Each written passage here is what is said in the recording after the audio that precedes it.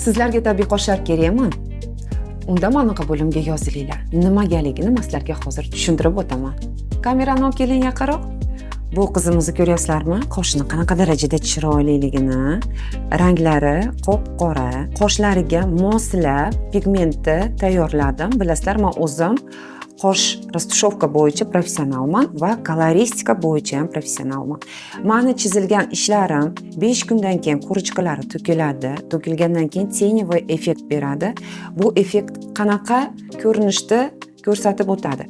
Go'yoki o'zini qoshi chiroyli terilgan, chizilmagan ko'rinishda ko'rsatib beradi.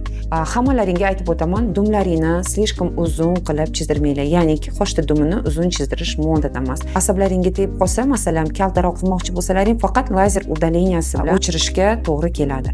Men bu qizga nima qildim? Qoshini dolasi qayerda tugasa, xuddi o'sha yerga borib to'xtatdim. Korreksiyaga kelishganda patsientkalarimiz qalinroq bo'lsa qalinroq, to'qroq bo'lsa to'qroq, uzunroq bo'lsa uzunroq. Shu uchun menda tabiiy ishlarim doim go'zal bo'ladi. Kimga shunaqa chiroyli qoshlar kerak bo'lsa, qabulimizga yozilishlari mumkin. Men doktor Nargiza 20 yillik stajga egaman.